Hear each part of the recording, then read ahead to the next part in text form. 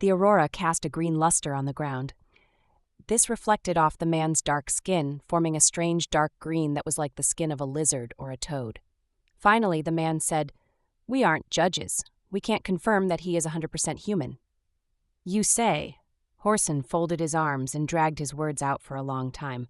"The pollution level of the second plains is only 2 stars.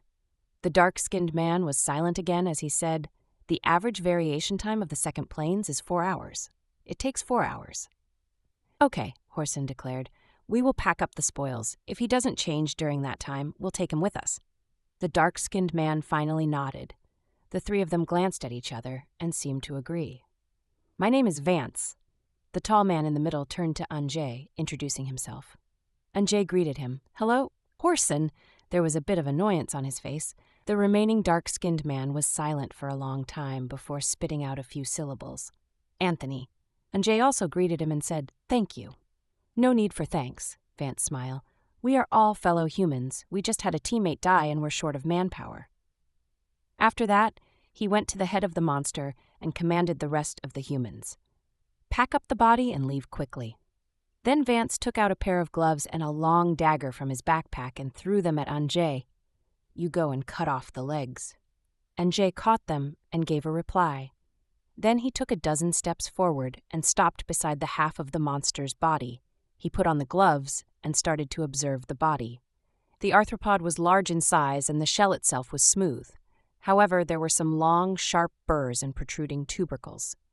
He looked down at the monster's legs. There were 6 legs, thin and long. They were divided into 3 seconds and covered with dense black and glossy hair. On the other side, Vance and Anthony dealt with the monster's head. They removed the shell off its head, letting the brain and other fluids flow out before scraping the inside. Horson stood guard on the perimeter. Thus, Anjay held the dagger and concentrated on cutting the monster's joint. After 5 minutes, 1 joint was cut and 1 leg was separated from the monster's body, falling to the ground. At the cutting site, white and viscous liquid that was like brain fluids slowly infiltrated the yellow sand. He heard Horson's teasing voice. "Baby, don't be so disgusted that you vomit." And Jay was unresponsive and quietly continued to cut the next joint. He didn't have any feelings for the monster. He even felt that it was much cleaner than the beasts that lived in the abyss.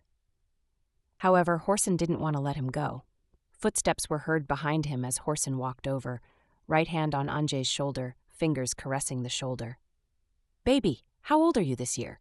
And Jay heard a type of greed from this tone. It was the greed of beasts in the face of food. It was just that, based on his limited cognition, humans didn't feed on the same kind. Therefore, he answered calmly, 19 years old. Anjay was 19 years old. Since he ate Anzi's genes, he was probably 19. "You look like you're only 17. Horson's laughter came from his chest, and his hoarse voice was sharp and pointed. Anjay frowned and didn't know how to answer. "Horson." At this moment, Vance's voice came from not far away. "Concentrate on guard duty."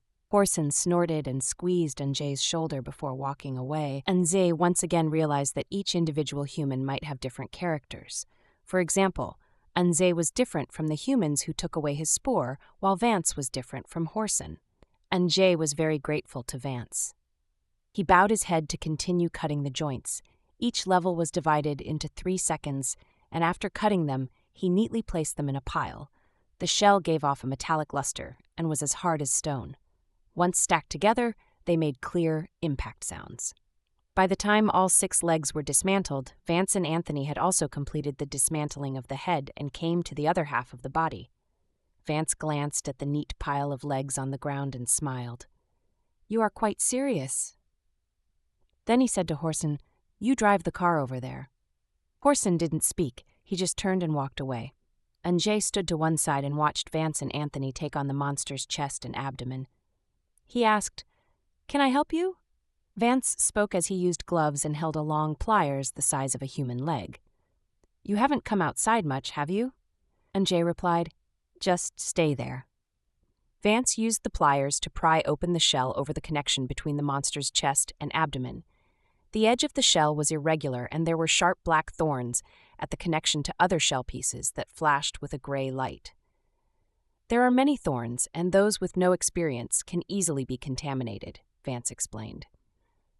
The pollution level of the second planes isn't high, and there is the possibility of infection. Anjay obediently stepped back and watched them dismantle the corpse. One black shell after another was opened. The viscera and body tissues flowed all over the ground. He was watching when there was a dull, rumbling sound.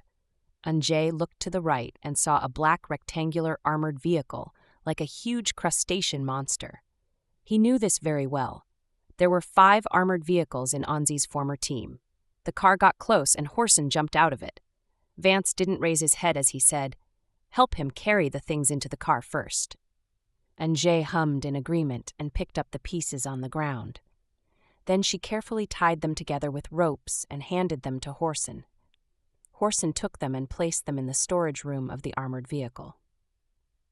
The huge monster became smaller and smaller, and more shells were picked up by Anjay. He was tying up a stack of shells with rope when his movements suddenly stopped. At this moment, the sharp piece of shell under his hand, the spiky tips on the surface had several condensed liquid drops. They were dark and hard to find, without careful inspection. He looked down at the stains on the ground and confirmed that all the liquid in the monster's body was white, yellow, or transparent. What were these dark liquid drops? He remembered the blood that came out of Anjay's body before he died. Anjay turned to look at Vance and Anthony. Both of them were intent on dismantling the body, looking calm as usual. Thus, Anjay acted as nothing happened and lowered his head, continuing to tie up the parts. After a long time, the dismantling finally finished. The 3 people seemed convinced that Anjay wouldn't suddenly become a deadly monster. "Get in the car and return to the base," Vance ordered. "Anjay, you come too." An armored vehicle could hold 7 or 8 people. There was room inside to rest, and it was simply divided into 3 compartments. However, each compartment was very low and narrow, so people had to bow their heads to walk inside. Anjay was arranged in the outermost space with the door to his right side. He lay down on his backpack. Anthony was in the front driving, Vance was next to him, and Horson was in the innermost compartment. The door was closed, and they were plunged into darkness. Only a dim light shone from a small window to the side. After a burst of shaking, the armored vehicle started slowly driving forward. There were occasionally bumps, but not too much. Anjay looked at the darkness in front of him and felt like he was floating in a black tide that wrapped around him as he moved to the northern base, which he knew nothing about. He was surrounded by a slight bewilderment and was dazed as he sat quietly in the darkness. The light from the small window grew stronger, and the surroundings were a bit brighter. The car stopped and Anjay heard Horson get up. He took 3 steps and opened the door to get in the cab, going in to replace Anthony. Anthony went back to Horson's original position and lay down. He breathed heavily and moved a lot, causing the floor to shake. Then Vance asked loudly, "What's wrong?" Anthony replied, "I'm a bit tired." A long time passed until it was Vance's turn to replace Horson. Anjay instinctively curled up. He knew that Horson would be sleeping next door to him and was disturbed. There was a delay in the sound of a human lying down next door. Anjay opened his eyes wide as he waited. The next moment, there was the rustling sound of footsteps, and a man headed straight to him. "Baby." Horson's voice was low and hoarse. His legs squeezed into Anjay's folded legs, and his arm went around Anjay's shoulder. Anjay reflectively moved but was pressed to the ground by a greater strength. "Vance, that guy doesn't know what you do, but I have been with more mercenary teams than he has ever seen." Anjay struggled and gasped a few times. "Please don't do this." "Don't do it?" Horson smiled. In the dark environment, his smile seemed very fierce. Anjay didn't answer, and Horson released the hand against his shoulder to undo his belt. He seemed very happy that he could hold down Anjay with one hand. His smile became bigger and his tone was rude and mocking. "Baby, what can you do with this strength? You can't drive or use heavy weapons. You can only wait to die when meeting monsters. What did your teammates take you out to do? To watch?" He held Anjay's neck as he spoke, leaning close, his stubble against Anjay's neck. The acrid smell of smoke drifted over. "I've seen many prostitutes like you, but this is the first time I've seen one so beautiful. What mercenary team were you originally with?" Anjay made a sharp gasp as Horson pressed against him tightly, hot tongue moving over his skin. Anjay turned his head and coughed from the smell of smoke. His right hand fumbled in the darkness and finally grabbed the dagger that Vance had given to him. Just then, a huge sound was heard next door from Anthony's place, like something had been knocked to the ground. "Don't worry," Horson laughed loudly and called to Anthony. "It can be you in a moment." However, his words didn't seem to have any effect because there was the sound of footsteps coming this way. Horson cursed and held Anjay up against the wall, forcibly pulling at Anjay's shirt. Anjay no longer resisted and gripped his dagger, quietly looking at the dark corridor. White mycelium spread on the ground beside him, as if planning something.